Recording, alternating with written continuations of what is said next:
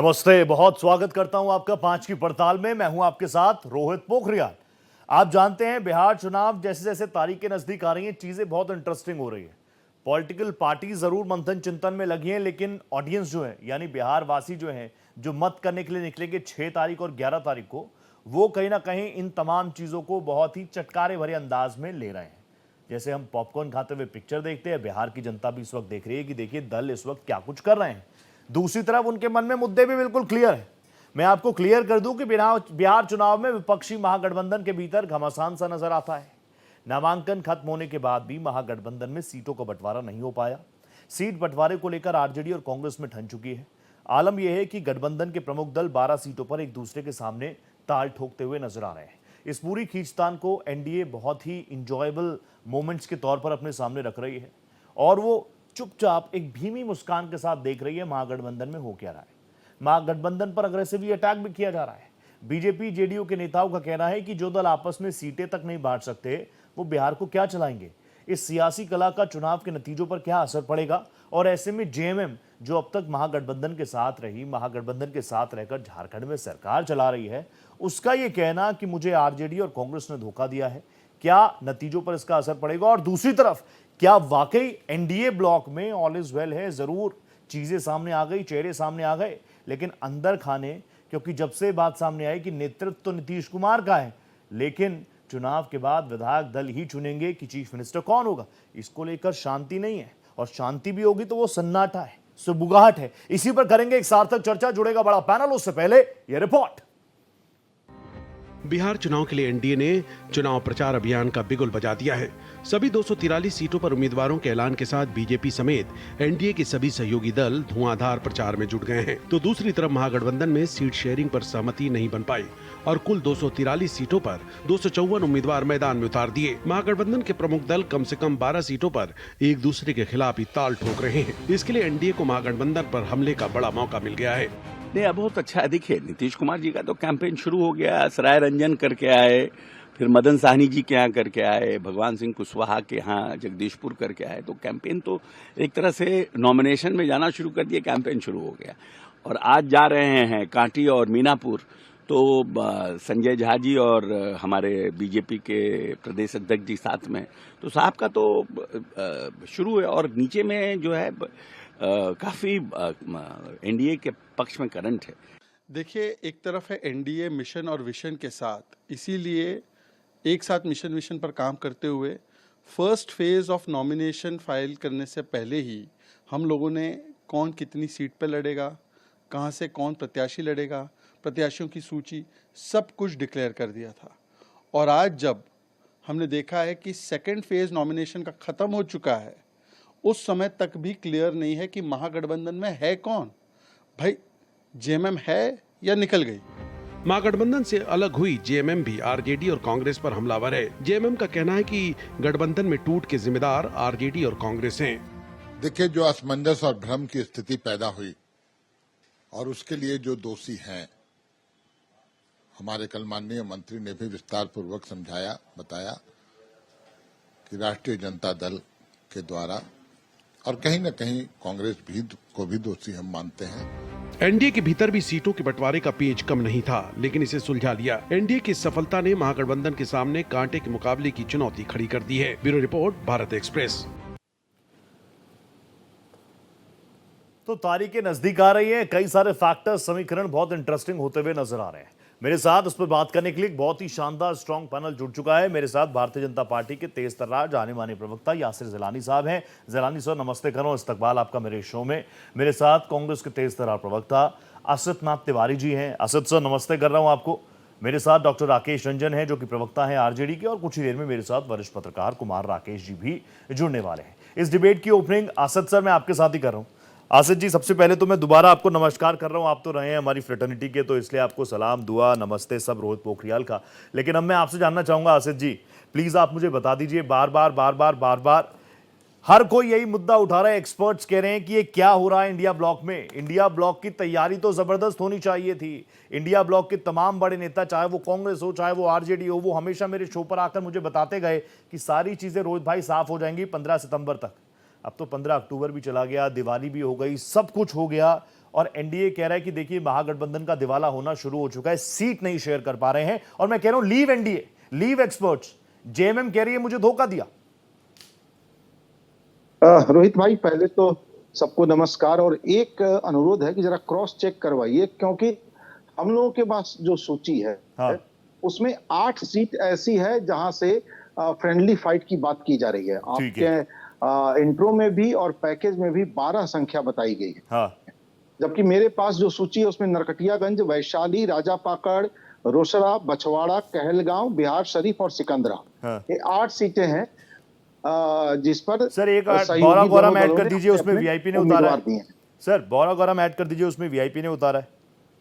9 हो गई है तो ऐसी 9 हो गई। गौरव बौराम, हाँ, उसमें मुकेश गौरव सैनी बौराम के के तो VIP सैनी साहब ने अपने छोटे भाई को टिकट दी, वहां से आरजेडी ने उठा दिया। आई एम टेलिंग कि इंडिया ब्लॉक में अंदर चलिए, घमासान देखिए, ये था चीजें। हाँ, इसको हम देख लेते हैं। ओके। और निश्चित तौर पर ये स्थितियां ठीक नहीं होती हैं किसी भी गठबंधन के लिए। फ्रेंडली फाइट क्या फाइट होती है? हाँ।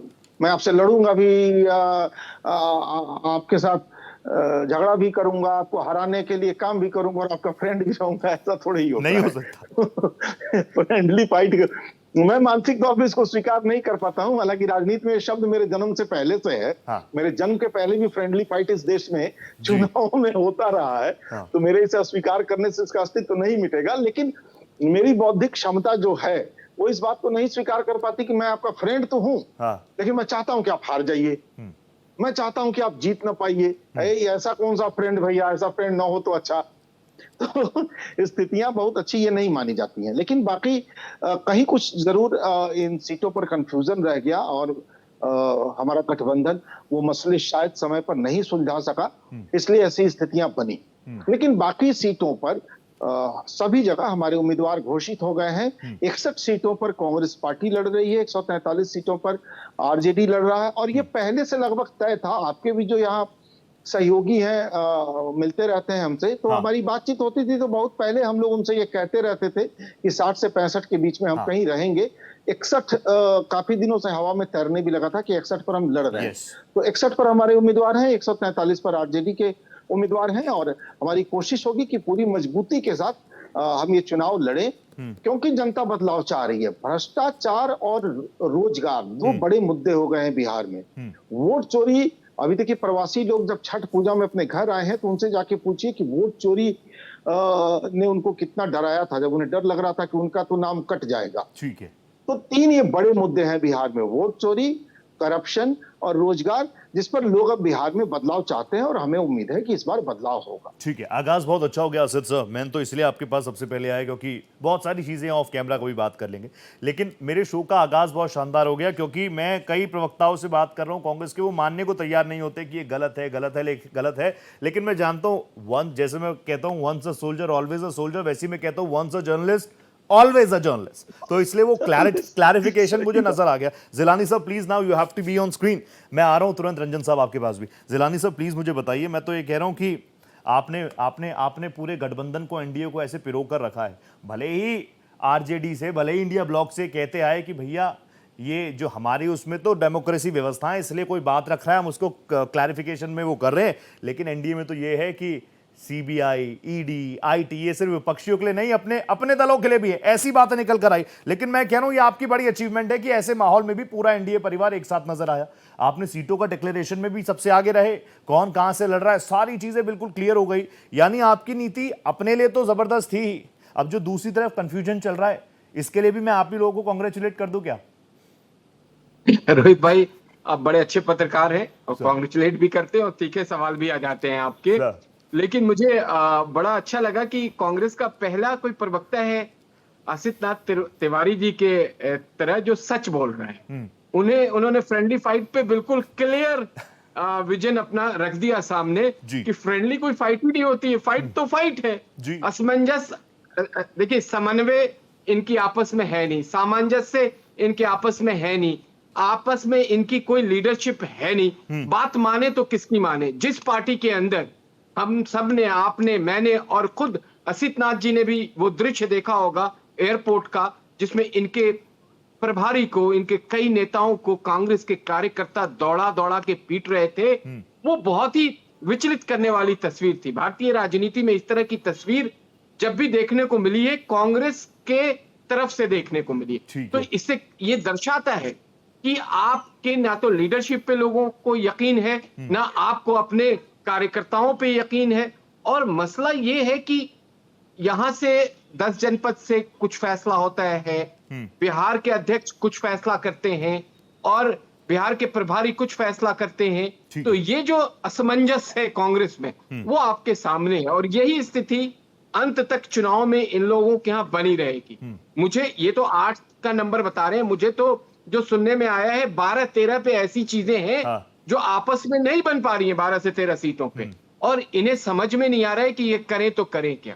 देखिए, जब आपको सत्ता की लालच होगी, आप किसी भी तरह से हेन केन प्रकरण आपका एक आप उद्देश्य बना लेंगे कि हमें सत्ता में आना है, तो और आपके कार्यकर्ताओं को आप बड़ा नहीं करेंगे, उन्हें खड़ा नहीं करेंगे, तो ये स्थिति आती है। भारतीय जनता पार्टी जो आप आदर्श उदाहरण बार बार पेश करती है, वो कार्डर बेस्ड पार्टी है। नीचे समिति है, मंडल है, जिला है, प्रदेश है, फिर राष्ट्रीय स्तर आता। और इसको आप जब डिस्क्राइब करेंगे तो ये बहुत बड़ा एक समन्वय समिति बनी हुई है, जिसको क्रॉस करके ही हमारे कैंडिडेट तक बात पहुंचती है, कैंडिडेट डिक्लेयर होता है। और जो हमारे गठबंधन एनडीए में जो बात एक नेता कह रहे, वही गठबंधन के दूसरे नेता भी, उन्होंने भी फाइनल उसी बात को किया। नहीं, ये बात बिल्कुल सही है। ये डिसिप्लिन ही शायद आपकी सबसे बड़ी ताकत है। ये डिसिप्लिन आपकी बहुत बड़ी ताकत है। मैं इस बात को बोल तो रहा हूं, कांग्रेचुलेट मैं इसलिए कर रहा हूं कि ऐसी परिस्थितियों में भी, चाहे मांझी साहब नाराज हो जाए, कुशवाहा साहब नाराज हो जाए, चिराग पासवान के साथ टेबल टॉक्स हुई,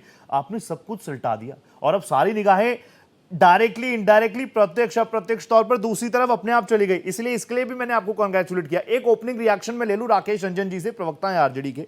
राकेश जी, प्लीज आप मुझे बता दीजिए, जेएमएम कह रहा है कि मुझे धोखा दे दिया आरजेडी ने। मेरे को स्क्रीन पर कुमार राकेश जी भी नजर आ रहे हैं, सीनियर जर्नलिस्ट है। राकेश सर, नमस्ते कर रहा हूं, तुरंत आ रहा हूं आपके पास। एक रिएक्शन ले लूं रंजन जी का, फिर राकेश जी के पास जा रहा हूं। रंजन जी प्लीज आप मुझे बताइए, बहुत ज्यादा मतलब ये इसको आप मान रहे हैं कि सारी चीजें ठीक हैं? कुछ एक्सपर्ट्स कह रहे हैं कि आरजेडी का वर्चस्व है, पिछले चुनावों में भी सबसे ज्यादा सीट्स लेकर आई थी, लेकिन जब लीडरशिप की बात हुई तो महागठबंधन में भी लीडरशिप उस स्तर की नहीं देखी गई जो देखी जानी चाहिए थी। जी रोहित भाई, आपको नमस्कार। नमस्ते और आपके चैनल पे बैठे सारे साथियों को मेरा नमस्कार, आपके व्यूअर को भी नमस्कार जी। क्योंकि ये बिहार चुनाव 2025 में जो एनडीए के खिलाफ जो बिहार में एक माहौल बना,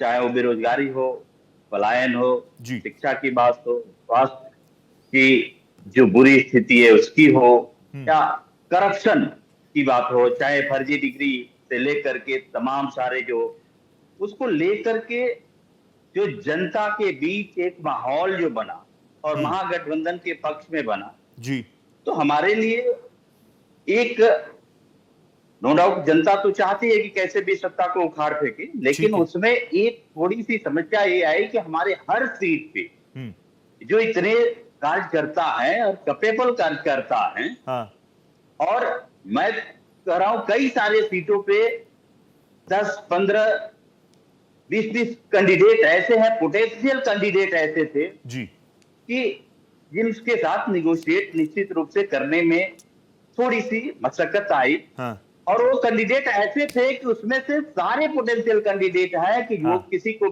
भी वहां से उम्मीदवार बनाया जाए तो निश्चित रूप से वो जीतेगा और एनडीए को हराएगा। ठीक है।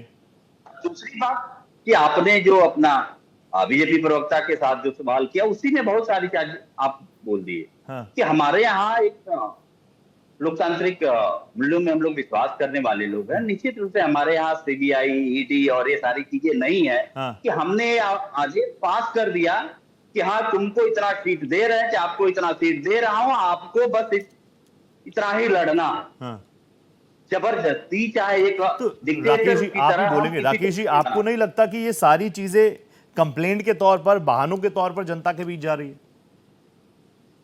नहीं, जनता जो है, जनता बहुत चालाक है और जनता ने सबसे पहले जनता ने, बिहार की जनता ने ये माइंड मेकअप कर लिया, मूड बना लिया कि सत्ता को उखाड़ फेंकना जी। हम तो सिर्फ उसके एक वाहक है। जनता चुनाव लड़ रही है और जनता कह रही है कि कैसे भी सत्ता से निजात पाना है। तो हमारे पास जो है निगोशिएशन हमारा एक फॉर्मूला है कि सबका सम्मान करते हुए, हर जो के साथ सबका बात सुनते हुए और एक आपसी एक समझौता के आधार पे पहुंचा जाए, ना कि एक डिक्टेटर की तरह अपना सीबीआई ईडी ये सबका डर दिखा करके और चीजों को किया जाए। तो निश्चित रूप से सबका सम्मान है और जनता भी ये समझ रही है। तो आप ठीक है उसको फ्रेंडली फाइट नहीं माने, लेकिन वो जनता वहां तक, यह जनता जानती है कि हमें क्या करना है। तो एक निश्चित रूप से रोहित भाई असाधारण चुनाव है। ठीक है, और ये चुनाव तो असाधारण है, इसमें कोई शक नहीं है, कोई शक नहीं है। आपका ओपनिंग बहुत शानदार आ गया रंजन साहब। नहीं रहता है उस समय की वर्तमान जो परिस्थितियां हैं उससे उपजे जो चीजें होती है उसी के अनुसार हम लोग को एक्ट करना मैं होता आऊंगा, है। एक एक ओपनिंग बस हो जाए, उसके बाद प्लेटफॉर्म आपका ही है, उसके बाद प्लेटफॉर्म आपका है। बस कुमार राकेश जी रह गए, आपको मैंने 2 से 2.5 मिनट दिए नॉन स्टॉप राकेश जी, लेकिन मैं आऊंगा वापस सवाल करने आपसे। राकेश जी प्लीज मुझे बताइए, देखिए राकेश रंजन जी को आपने सुना, उनका साफ तौर पर कहना है कि भैया इंडिया ब्लॉक में चीजें देरी इसलिए हो रही हैं क्योंकि यहां पर डिमांड बहुत है, हर कोई चाह रहा है कि सरकार तो इन्हीं की बन रही है, तो मुझे जल्दी से जल्दी विधायक का टिकट मिल जाए। और मैं ये सवाल कल भी पूछ रहा था, मैंने कहा जो सत्ता में है जेडीयू एनडीए का गठबंधन, जो केंद्र में भी है, वहां पर डिमांड नहीं होगी क्या? और यहां पर जो होने वाला है, जो लगता है इंडिया ब्लॉक को कि हमारी सरकार बनने वाली है, वहां पर डिमांड ज्यादा है, इसलिए लेट हो रहा है। ठीक लग रही है ये बात राकेश जी? रोहित जी, डॉक्टर राकेश रंजन जी विद्वान आदमी है और आरजेडी में कुछ विद्वान लोग हैं जो कि वहां के पुराने पापी भ्रष्टाचारियों के लिए कवच का काम कर रहे हैं। ये अच्छी बात है और एक ऐसी पार्टी को डिफेंड कर रहे हैं जिनका इतिहास जो है मूलाधार ही कई तरह के कीचड़ों से भरा पड़ा है। तो उस पर कमेंट नहीं करूंगा। मुद्दा है सीट बंटवारे की और महागठबंधन की बात आप कर रहे हैं। सोचिए कि कांग्रेस के लिए, तिवारी जी बड़ी अच्छी बात कर रहे थे, मैं सुन रहा था काफी देर से, एक बहुत दिनों के बाद एक ईमानदार प्रवक्ता नजर आए हैं कांग्रेस के, इसलिए इनको साधुवाद। बहुत अच्छी बात उन्होंने कही, साहित्यिक शैली में बात कही। मुद्दा है कि देखिए 143 किसको मिला? आरजेडी को, और 61 सीटें जो भी है, 2-4 सीटें और इधर उधर की कांग्रेस को, 20 सीटें सीपीएम की जितनी औकात थी उसी के हिसाब से। वो अपने में कोई प्लस माइनस नहीं है। बिहार हो, जहां जहां लेफ्ट ओरिएंटेड स्टेट्स रहे हैं, करीब करीब समाप्त हो गए, करीब कुल मिला के 1-1.25 राज्यों में बच गए हैं पूरे देश में। तो लोग समझ गए हैं कि जो आयातित नीतियों और सिद्धांत की जो पार्टी है देश में चलने वाली नहीं है। सबसे बड़ी बात है रोहित जी, चिंता की बात है कि 1898 की पार्टी कांग्रेस को कुछल्ला, दुमछल्ला कह लीजिए, पिछलग्गू बनना पड़ रहा है ऐसी पार्टी के लिए जिसका जन्म 28 साल पहले हुआ था। सबसे बड़ी चिंता की बात यह है और चिंतन का कारण है कांग्रेस के लिए। आरजेडी का जो इतिहास रहा, जिस फॉर्म में बना गया, मैं उसका गवाह रहा हूं कि पहले जनता दल के हिस्से थे, किस बिना पे आरजेडी बनाया गया, सिर्फ निजी निहित स्वार्थों के आधार पे। जिस पार्टी का मूलाधार निहित स्वार्थों पे बना हो, उससे पब्लिक की या लोक सेवा की अपेक्षा कैसे की जा सकती है? राकेश रंजन जैसे विद्वान हो या मनोज झा जैसे विद्वान हो या मृत्युंजय तिवारी जैसे विद्वान है पार्टी में, अच्छे लोग हैं, लेकिन उनकी मजबूरियां हैं, अपने अपने राजनीतिक हित है, स्वार्थ है, वहां पब्लिक नीत नहीं है। रोहित जी, मुद्दा है कि ये जो गठबंधन है, जहां के बेचारा पप्पू यादव रो रहा है, जो वीआईपी कहने वाला विकासशील इंसान पार्टी को अविकसित समझ रहा है, खुद ही बेचारे मुकेश जी ना इधर करा रहे उधर कर रहे, उन्हीं के दर्द सामने आ रहे हैं, लोगों को दिख रहा है, इसलिए हम आप चर्चा कर रहे हैं। ठीक है, बाकी चर्चा की जरूरत पड़ती नहीं, क्योंकि पप्पू यादव का दर्द है, बेचारे मुकेश साहनी का दर्द है और बाकी लोगों का दर्द है। जेएमएम मैंने कहा चुनाव नहीं लड़ेंगे, आपने इतना बेचारे को ये किया, चुनाव मैदान से भाग खड़े हुए। ये जो तमाम मसले हैं, जो तमाम मुद्दे हैं, उन मुद्दों में भाई समग्र शांति के संकेत तो इंडी गठबंधन में कहीं से नहीं लग रहे हैं। और ये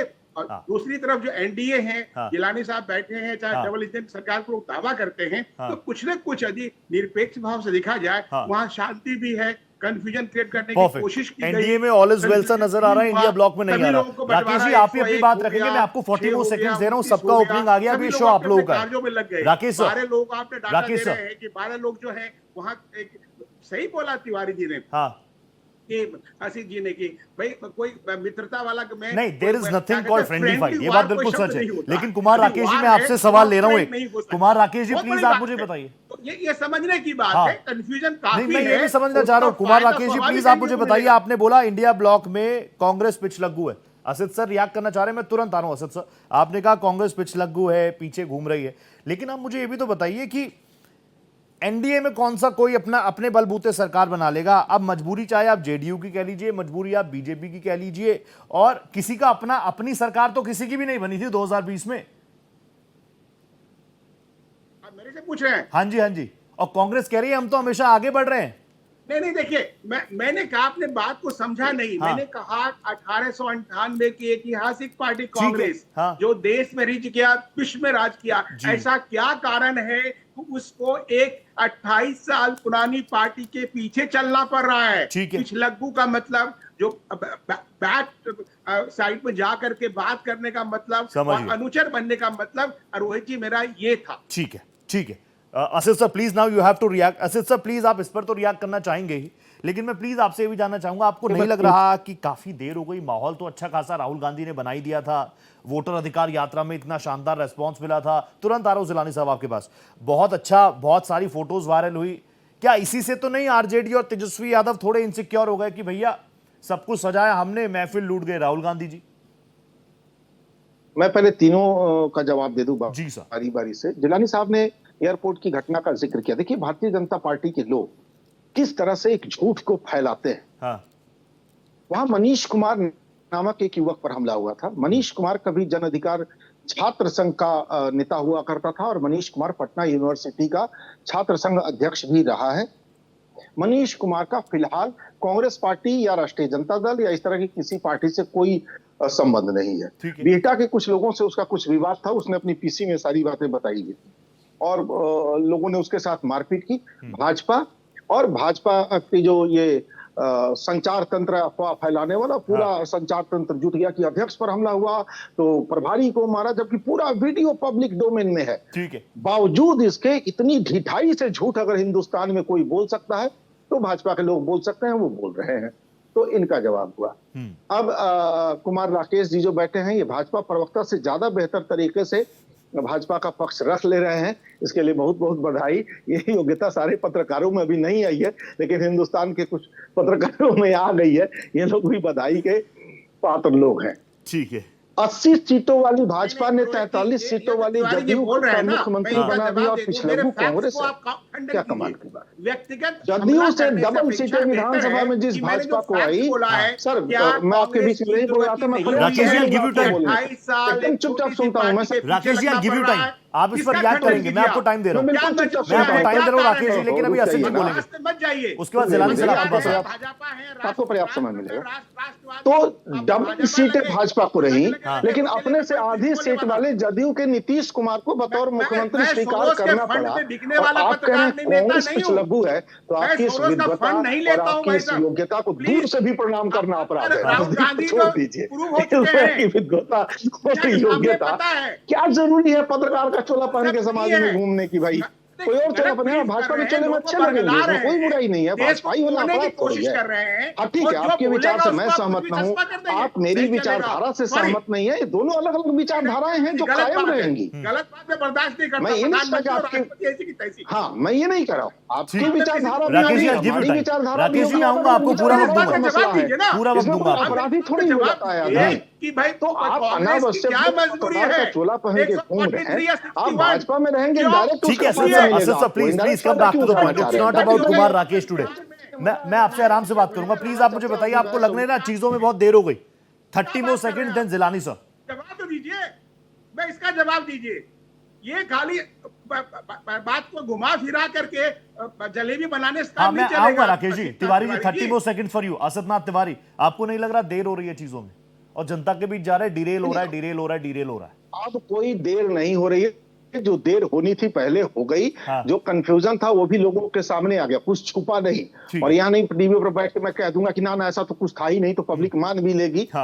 ऐसा भी नहीं है, कुछ ना कुछ कंफ्यूजन जरूर था, जिसे सुलझाने में समय भी लगा, कुछ गलत मैसेज भी लोगों के पास गया, लेकिन अब सारी चीजें दुरुस्त हो गई हैं। सारी चीजें दुरुस्त हो गई है, देर आए दुरुस्त आए, असद सर ये कह रहे हैं। I'll give you more time, और एनडीए जिलानी सर प्लीज, सब कुछ ठीक हो गया, all is well in India block. और मैं तो ये जानना चाह रहा हूं, आपकी अपनी ताकत बिहार में बहुत ज्यादा बड़ी है जिलानी सर, क्योंकि वो कॉन्फिडेंस मुझे नजर आ रहा है। क्योंकि अब जैसी बातें निकल कर आई, मैं जान रहा हूं कि प्रभात रंजन जी और असद जी को ज्यादा ये है कि आप लोग मुख्यमंत्री नीतीश जी को दोबारा बनाएंगे कि नहीं बनाएंगे। देखिए, भारतीय जनता पार्टी का जो सबसे आदर्श उदाहरण और सबसे बड़ी ताकत है, वो जो बात कहती है वो करती है। हाँ। जो मैनिफेस्टो में हम कहेंगे बिहार के लिए आने वाले 5 साल के लिए, उसके भारतीय जनता पार्टी और एनडीए की सरकार अपना कर्तव्य मान के नीचे जमीन पे क्रियान्वित करेगी। वो राष्ट्रीय जनता दल के लोग बात कर रहे थे, वो बात करने लायक है। किसको टिकट दिया है उन्होंने? रघुनाथपुर सीवान जिला जो है, कौन है वो जिसका नाम ओसामा है? उस पर चर्चा करेंगे क्या? उस पर चर्चा नहीं करेंगे। और ऐसे कई नाम हैं जिनके नाम अगर मैं लेना चाहूं तो हमें 90 के दशक में वापस बिहार की वो याद आ जाती है कि सिवान से लेके पटना तक बिहार एक बार कोई आवाज लगा देता था इनमें इन जैसे माफिया ने, तो वो बंद हो जाया करती थी। आज लोगों के अंदर विश्वास है कि अगर कोई घटना और कोई अपराध होता है तो वो अपराध जो अपराधी अपराध करता है उसकी सजा एक लिमिट समय में, एक तय समय में तय है कि उसको वो सजा मिलनी है। पहले तो ये सब था ही नहीं। तो बिहार की जनता समझदार है, बिहार की जनता। और ये जो कह रहे हैं कि झूठ बोलने वाले लोग, कांग्रेस पार्टी तो वहां ना 3 में है ना 13 में है। सही बात राकेश जी कह रहे हैं। अरे आप हिंदुस्तान की सबसे पुरानी पार्टी, लेकिन जिलानी जी वो तो कह रहे हैं कि वोटर अधिकार के बाद हमने बदल दिया, माहौल बदल दिया। जवाब नहीं देंगे। राकेश जी पे हमला जरूर उन्होंने करा कि वो भाजपाई हो गए। ये तो भारतीय जनता पार्टी के लिए जो कांग्रेस की नफरत है वो आपके चैनल पे भी दर्शा रहा है। मैं तो ये समझदार प्रवक्ता लग रहे थे। मुझे लगता है कि ये अपने मीडिया जो टीम है और मीडिया हेड है पवन खेड़ा, अगर उसके अंडर ये काम कर रहे होंगे तो उनसे पूछ के आए कि नहीं डिबेट में जिस तरह की ये बातें कर रहे हैं। आपको एक चीज और मैं आपको यहाँ से बता दूं कि एनडीए की सरकार बनने जा रही है बिहार में। बौखलाहट इस बात की है और सरकार बदलेगी नहीं। पिछली बार से ज्यादा सीटें इस बार बिहार में आ रही है। जो रुझान है वो दिख रहा है, चाहे वो मध्य बिहार हो, सीमांचल हो, सेंट्रल बिहार हो, एनडीए की सरकार आ रही है। लेकिन जिलानी सर, अभी कांग्रेस तो बहुत एक्साइटेड है। कांग्रेस कह रही है वोटर अधिकार यात्रा के बाद माहौल बदल दिया हमने बिहार में। मैं आप एक बात बता दूं, देखिए ना तो लालू परिवार पे कोई बिहार की जनता विश्वास करेगी। उनको देख चुके हैं, 90 का वो दौर जानते हैं। परिवार में झगड़ा इतना जबरदस्त है कि भाई अलग हो चुके, बहन अलग रूठ के बैठी हुई है और वो सब के सब एक ही राजनीतिक चरित्र के लोग हैं और ये बिहार की जनता जानती है। ठीक है जिलानी सर, आपने बोला कि सरकार बन रही है, हर कोई ये बात कर रहा है कि मोदी जी का विजन है। एक और चीज पर भी तो बात करिए जिलानी सर। जिलानी सर आप भी बोलेंगे, जिलानी जी आप भी बोलेंगे। जिलानी जी, लेकिन आरजेडी ने इतना बड़ा वादा जो किया है सरकारी नौकरी का, यकीन मानिए ग्राउंड पर पूरी बातचीत चल रही है। युवा कह रहे हैं सरकारी नौकरी मिलेगी, सरकारी नौकरी मिलेगी। इसको तो इग्नोर नहीं कर सकते। राहुल गांधी की वोटर, मैंने जो ग्रेजुएशन जब मैंने किया था तो मेरे पास एक पेपर इकोनॉमिक्स का था। आप उसका जो उन्होंने तेजस्वी ने जो बात कही है कि हर परिवार को हम एक नौकरी देंगे, तो आप निकाल लीजिए आंकड़े की कैसे देंगे। क्या कोई मैकेनिज्म है? कोई उसके एस्पेक्ट्स आपको लीगल तौर पे दिखाई दे रहे हैं? कल तेजस्वी जी ने कहा मैं जो बोलता हूं उसके पीछे हार्ड वर्क होता है, मैं जो बोलता हूं उसके पीछे लॉजिक्स होते हैं। वो कह रहे हैं अगर मैं कह रहा हूं सरकारी नौकरी दूंगा तो उसके पीछे होमवर्क किया है हमने। करिए, एविडेंस के साथ डिबेट करिए। कोई बोलने के लिए तैयार नहीं आरजेडी का प्रवक्ता। ठीक है डॉक्टर राकेश रंजन प्लीज। मैं तो ये बता रहा हूं कि माहौल तो चल रहा है, भारत एक्सप्रेस की टीम पूरे बिहार घूम रही है, वहां से चीजें आ रही हैं कि तेजस्वी जी ने वादा किया है और तेजस्वी जी खुद कह रहे हैं 17 महीनों में करके दिखाया था। तेजस्वी जी ने यह भी बोला कि मैं जब बोलता हूं, मैं कोई दावा करता हूं, वादा करता हूं, उसके पीछे फैक्ट्स होते हैं। जी रोहित भाई, मैं आपके सारे सवालों का मैं जवाब दूंगा और बहुत मैं शांतिपूर्ण ढंग से सबको सुना जी। और मैं आशिफ भाई के इस बात से एकदम सहमत हूं कि पापी, भ्रष्टाचारी, औकात, इस टाइप का भाषा बोलने वाला कोई पत्रकार नहीं हो सकता। एक पक्षीय बात रखना, डेटा पे आप देखिए कि डेटा पे सारी चीजें क्या है, कैसे आती है, आप कोई आकलन करें तो ठीक है, आप एक वरिष्ठ पत्रकार हैं, कोई बात नहीं है, जो भी है जिस टैग से आप बैठे। लेकिन एक पक्षीय बात करना कहीं से भी आपको पत्रकार का मीन्स चुंगा पहन के नहीं करना चाहिए। और दूसरी बात, ही फैक्ट्स भी दे। अरे कांग्रेस पार्टी की स्थापना 1885 में हुई थी महाराज, तो कम से कम फैक्ट्स भी सही तो रख लीजिए। और इनको तो दर्द, पप्पू यादव का दर्द दिख रहा है मुकेश सहनी जी का दर्द दिख रहा है, लेकिन चिराग पासवान का दर्द नहीं दिख रहा है। मांझी जी का नहीं दिख रहा, कुशवाहा जी, यही तो मैंने सवाल तुरंत पूछ लिया था मांझी उनसे। जी का नहीं दिख रहा है, हाँ। उपेंद्र कुशवाहा जी का नहीं दिख रहा है। जो ये लोग अपने आप को पांडव बोल रहे हैं, वो कौरव साबित करने पे तुले हुए हैं पूरा। हाँ। उनका दर्द इनको नहीं दिख रहा है, क्योंकि इन्हें भी पता है कि वहां पे पूरा जबरदस्ती जेएमएम कहाँ है? हो रहा है। जेएमएम आपकी पार्टनर कहाँ है? मैं किसी के बीच में नहीं बोला। कौन से चिंता और नैतिकता वाली राजनीति का रही आधार बात- बना रहे हैं आप बिहार रही में? बात- जेएमएम तो आपका सुनिए पार्टनर ना। है, लाइक माइंडेड इंडिया गठबंधन का एक बड़ा धड़ा और हिस्सा है। कहाँ है वो? किस जगह खड़ा है? ठीक है, उस पे कुछ हम लोगों ने चर्चा मना करेंगे। किया ना। रही बात आप एक अपराधी आरजेडी में बहुत 20 अपराधी दिख रहे हैं और एनडीए के में नहीं दिख रहे हैं इन लोगों को। अरे भाई साहब, वो अरे जेएमएम बात पे आप बताइए। चर्चा नहीं कर रहे हैं। सुनिए आरजेडी ना। के प्रवक्ता जेएमएम पे सुनिए ना। बात कही है, वो दूर से निकल जाते हैं। कहाँ है हेमंत सोरेन की पार्टी, जो आपके एक साथ लिट्टी चोखा खाने वाले जो भाई बंधु हैं, लाइक माइंडेड इंडिया आईसीसी का गठबंधन के चेयरमैन लोग, बन सकता किधर खड़े है हैं? हाँ। और उस पे कोई आपत्ति नहीं है। अरे क्या किसी फादर के नाम पे यदि कोई एफआईआर है तो क्या वो स्वतः उसके अरे बेटे भाई के साहब, खिलाफ आप हो उस जाता? पे भी बात नहीं रखेंगे। आप संविधान यहाँ राकेश जी, से राकेश जी, मैं तो नहीं चाह रहा हूँ है, जनता के बीच सीधी बात चली जाए। 90 के डॉक्टर दौर में राकेश वो रंजन, जो यासिर जिलानी साहब मैं आपको वक्त दूंगा, लेकिन मैं चाह रहा हूँ रंजन सर सीधा लोगों के बीच में चले जाए। It's not about Yasir Jilani, it's not about Asad sir, it's not about Rakesh ji, it's not about me. जनता के पास तस्लीमुद्दीन कौन जनता थे? की बात होनी चाहिए। तस्लीमुद्दीन कौन रंजन थे? सर प्लीज आप मुझे बताइए ना कि तेजस्वी यादव ने जो बड़ा वादा कर दिया, उसके पीछे फैक्ट्स होमवर्क पूरा किया है ना? सुनिए ना। हाँ। और दूसरी बात है ना कि इन लोग की एक भी प्रतिक्रिया लालू जी का और आरजेडी का ऐसा डर इन लोगों में है ना, हाँ। कि इनका कोई भी, चाहे प्रधानमंत्री गुजरात से चल के आए, ठीक चाहे है। गृह मंत्री चल के आए, बिना लालू जी का, आरजेडी का, तेजस्वी जी का नाम लिए हुए इनका यात्रा पूरी नहीं हो रही है और बोलते हैं चलिए, राहुल गांधी के बारे में पूछता हूँ। राहुल गांधी दिख नहीं रहे आजकल, कहाँ हैं? विश्वास करता और राहुल मेरे गांधी साथी का है आपके जो सबसे है वरिष्ठ पत्रकार बड़े बन के पार्टनर। बैठे हैं, हाँ। बोल रहे हैं कि उनकी औकात नहीं है। तो बीजेपी का क्या औकात है? बीजेपी की यदि बहुत बड़ी औकात है तो अकेले चुनाव लड़के देखे ना। हाँ। क्यों नहीं औकात है? तो अकेले तो आप भी कहाँ लाए थे? आप सबसे बड़े दल थे। मैं बार बार कह रहा हूँ ना, देखिए मेरे शो पे ना इधर उधर, मैं बीच में रहूंगा एकदम। मैं एक बार राकेश जी के पास हुआ तो रंजन सर, लेकिन रंजन सर मैं ये चाहता हूँ कि आप खुलकर बोले। समझ रहे हैं, हमने सबसे ज्यादा एमएलए पिछली बार रंजन सर मैं कह रहा हूँ आप चाहते हैं खुलकर रखे बात। मैं ये चाहता हूँ कि आप जो वादे कर रहे हैं जनता से, क्योंकि मैं कह रहा हूँ आप लोग तो लड़ाई लड़ रहे थे इंडिया ब्लॉक के कि हम इनको सत्ता से उखाड़ फेंकेंगे, फिर ये कंफ्यूजन क्यों? क्योंकि आपकी तैयारी ज्यादा मजबूत होनी चाहिए थी, जनता भी एक्सपेक्ट कर रही है। मैं वापस आऊंगा आपके पास। Asad sir I am coming to you. उससे पहले एक बार Rakesh ji, Asad sir I come to you. Rakesh ji please, Rakesh ji, कहा जाता है Jilani sir I give you time. Rakesh ji I give you time, मैं बोल रहा हूँ। राकेश रंजन जी, कुमार राकेश जी प्लीज। ये भारतीय जनता पार्टी नहीं करती है। भारतीय जनता पार्टी जो कहती है वो करती है, इस बात का ध्यान रखिए। कुमार राकेश जी प्लीज, कुमार राकेश जी। चल क्या रहा है? चल ले रहा है। मैं अभी राकेश रंजन जी को सुन रहा था। हाँ। अब वो चुप ही नहीं हो रहे। उन्होंने मैंने शब्द इस्तेमाल किया औकात। औकात का मतलब शक्ति होता है। हिंदी, उर्दू में और कई तरह की भाषाओं में हर एक तरह की बोलियां होती है। मुझे उसके लिए कोई रिग्रेट नहीं है। अब मुझे इस बात की चिंता है कि डॉक्टर राकेश रंजन जी ने लालू प्रसाद है सर्टिफिकेट ने, लोग जानते हैं, उसका नाम भूल जाएंगे।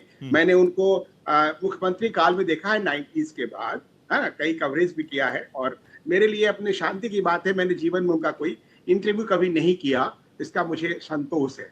ठीक है, जो हर एक आदमी का एक सैद्धांतिक, एक वैचारिक होना चाहिए प्रतिबद्धता राष्ट्र के प्रति, देश के प्रति। एक बिहारी होना तो मुझे गर्व है, लेकिन जब वो सीएम थे तो गर्व वाली बात राकेश रंजन जी भी यदि दिल में अंदर झांकेंगे, आरजेडी के स्टिग्मा से निकल करके जो भी तमगा लगा रखा है, उनको लगेगा बिहार के नागरिक है, क्या सोचना चाहिए, क्या सोचना नहीं चाहिए। उन्होंने एक बात कही, शायद उन्होंने उनके ओरिजिनल रूप को तेजस्वी के या लालू प्रसाद यादव के ओरिजिनल रूप नहीं देखा है। मैंने रूप को देखा है कि जब नीतीश कुमार या देवेंद्र प्रसाद यादव या शरद यादव बैठते थे एक सीएम के सामने में और एक बीबीसी के पत्रकार को कैसे उन्होंने ट्रीट किया था, तो वहां पूरी उनकी जातिगत भावना, दुर्भावना, प्रेम, कई मेरे पास रेफरेंसेस हैं, उभर के सामने आया था। कांग्रेस के साथ जब रेल मंत्री थे, बिहार में बाढ़ आया था और वहां पे 2 महीने तक अनाज सड़ते रहे इस बात से कि आरजेडी का इसमें तंग लगवाओ, इसमें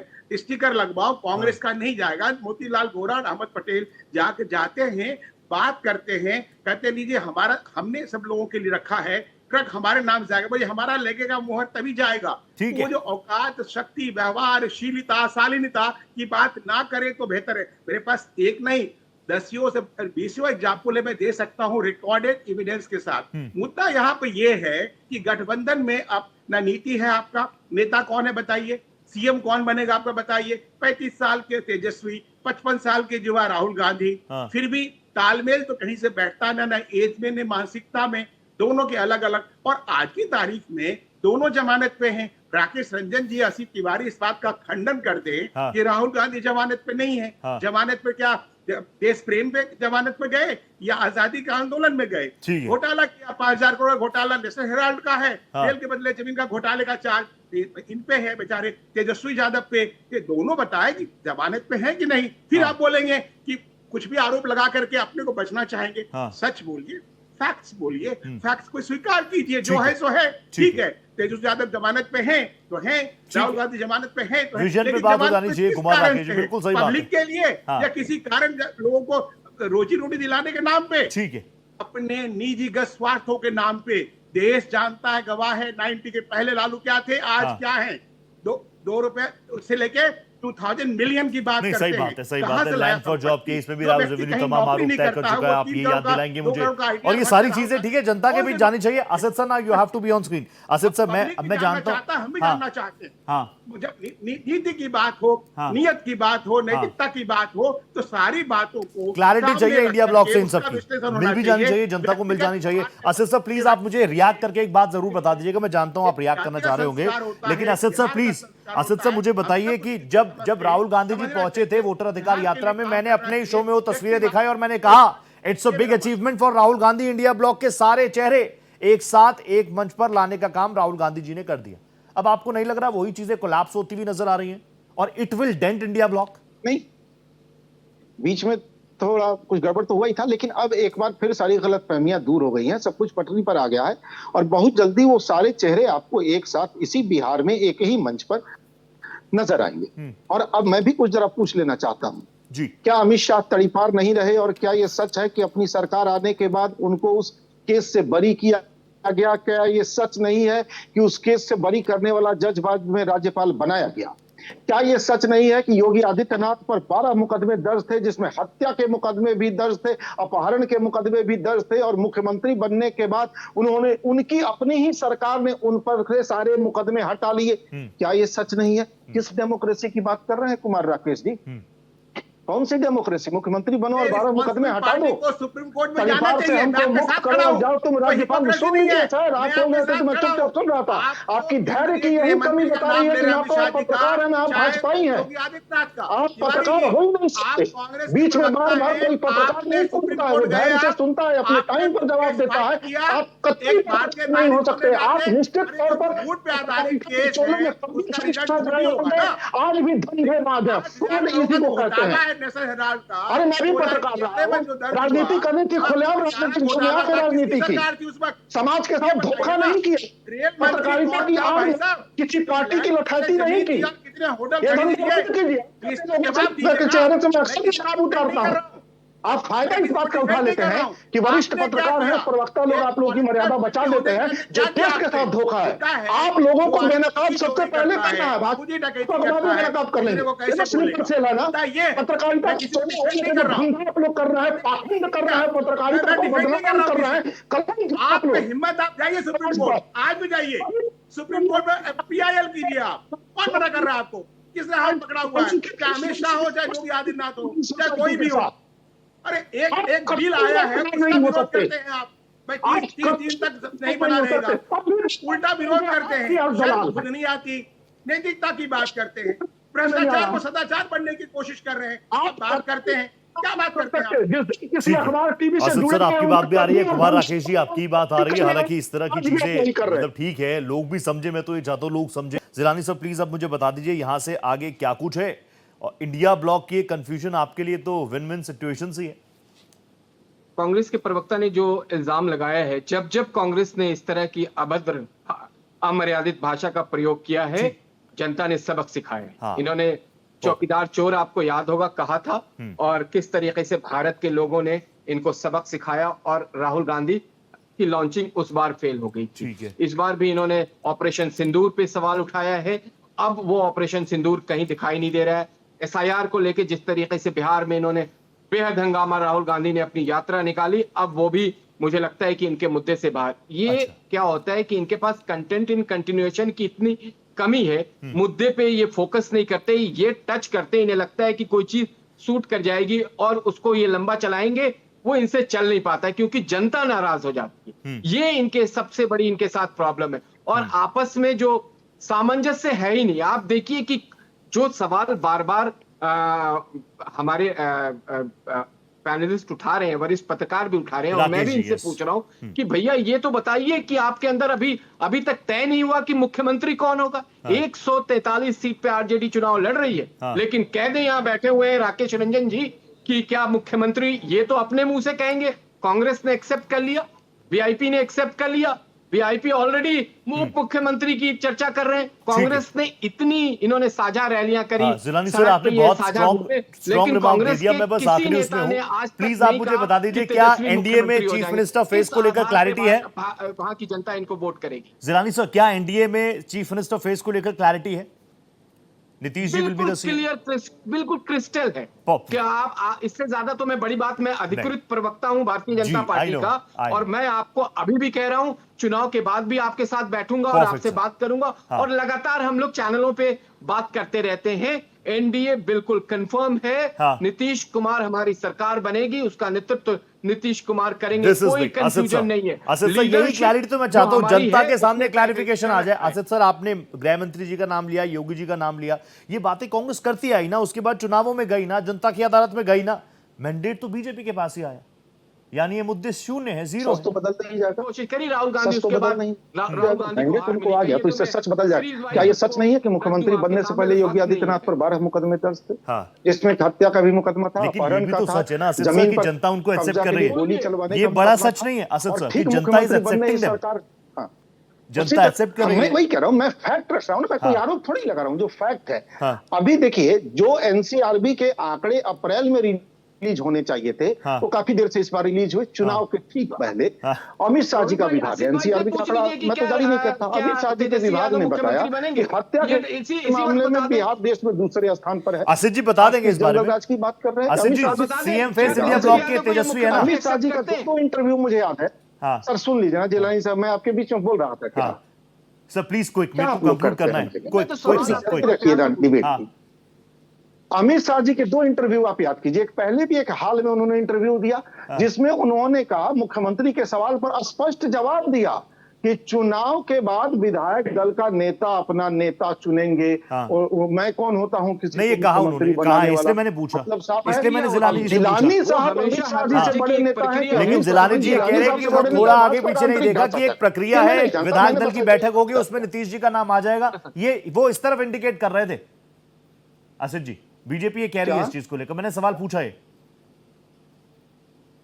नहीं, मैंने क्या कहा, अमित शाह जी ने तो स्पष्ट उनके नाम से सवाल पूछा गया था ना, क्या नीतीश कुमार जी मुख्यमंत्री होंगे, आप बनाएंगे? उन्होंने कहा मैं कौन होता हूं बनाने वाला। चुनाव के बाद विधायक दल के नेता अपना नेता चुनेंगे, जिसे चुनेंगे बनेगा। कोई कमेंट संजन जी, इंडिया ब्लॉक में ऑल इज वेल, सारी चीजें सॉर्टेड आउट हो गई हैं, देरी हो रही है लेकिन दुरुस्त तो हो रही है ना रंजन जी? भाजपा के असली रोहित जी, और मैं कह रहा हूँ ठीक है, थोड़ी सी देरी हुई लेकिन हम दुरुस्त हैं और दुरुस्त ही आएंगे। लेकिन मैं बता दूं, एनडीए की जो भी स्थिति है, आप देखे होंगे कि एनडीए इसको पता है कि चुनाव हार रहे हैं, इसीलिए ये नहीं कहेंगे कि मोदी जी के नेतृत्व में लड़ रहे हैं। अच्छा, क्यों?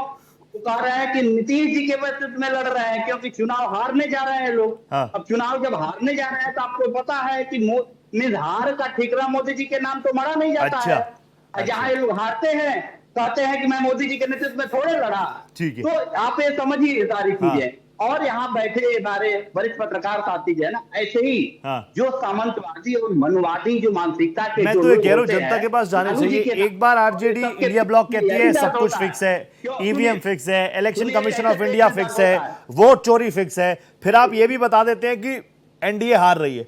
जनता कंफ्यूज ना हो, मैं बस यही चाहता हूं जनता के सामने क्लैरिफिकेशन हो। Quick comments Rakesh sir, quick comments, मुझे कंक्लूड करना है। कुमार राकेश प्लीज, सरकार बन रही है और Rakesh ji please quick comment sir, close करना है मुझे। सुनिए, मेरे से बात कर रहे हैं। हाँ, कुमार राकेश जी प्लीज। दो राकेश है इसलिए कंफ्यूजन हो रहा है। कुमार राकेश जी प्लीज कंक्लूड कीजिए, मुझे कंक्लूजन बता दीजिए, क्लैरिफिकेशन बता दीजिए। जितनी भाषण सुन लें, जितनी बातें कर लें, जब जिलानी साहब ने कहा कि हमारा मुख्यमंत्री तय है, नीतीश जी होंगे चुनाव के बाद, उसमें कोई कंफ्यूजन नहीं है। लेकिन हम दोनों विद्वान प्रवक्ता बैठे हैं आरजेडी के और कांग्रेस के, इतना अनर्गल प्रलाप कर लें, ये बता दें कि कांग्रेस का बनेगा सीएम या आरजेडी का बनेगा सीएम, नंबर 1। दूसरी बात है जो नौकरी देने की बात है, नौकरी कहां से देंगे, उसका इकोनॉमिक्स क्या होगा, इकोनॉमिकल डायनामिक्स क्या होगा, 2 बातें।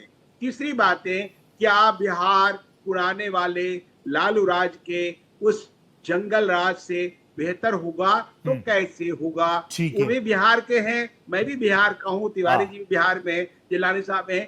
हम उस बिहार को एक आदर्श बिहार कैसे बनाएंगे? हर कोई चाहता है आदर्श बिहार बने, और मैं भी ये चाहता हूं। लेकिन राकेश जी, मैं कह रहा हूं, अगर आपकी बातों को इंडिया ब्लॉक सुन ले और एक क्लैरिफिकेशन जनता के बीच जांच चले जाए, तो इसका सबसे बड़ा फायदा किसी को होगा तो वो महागठबंधन को ही होगा। आप जैसे एलीट गेस्ट आते हैं, वक्त का पता ही नहीं चलता, 1 घंटा कैसे बीत गया। बहुत धन्यवाद कर रहा हूं राकेश जी, आप जुड़े, बहुत धन्यवाद, नमस्कार कर रहा हूं। Asif sir, it's a pleasure having you, please आते रहिएगा। Jilani sir, always smiling always shining, आप मेरे शो को भी शाइन करते हैं, thank you so much Jilani sir. और डॉक्टर राकेश रंजन, आप आते हैं, बहुत शानदार लगता है, थैंक यू सो मच, आप जुड़े मेरे साथ, आप सभी को मेरा नमस्ते। तो देखिए, बात 100 बात की इतनी सी है कि जनता को यह लगना चाहिए ये आपसी कुर्सियों के लिए लड़ रहे हैं, सत्ता के लिए लड़ रहे हैं, हमारी बात कौन करेगा। जनता के सामने ये क्लैरिटी जाए, ज्यादा बेहतर है। 5 की पड़ताल में इतना ही, कल हाजिर होऊंगा, नमस्ते।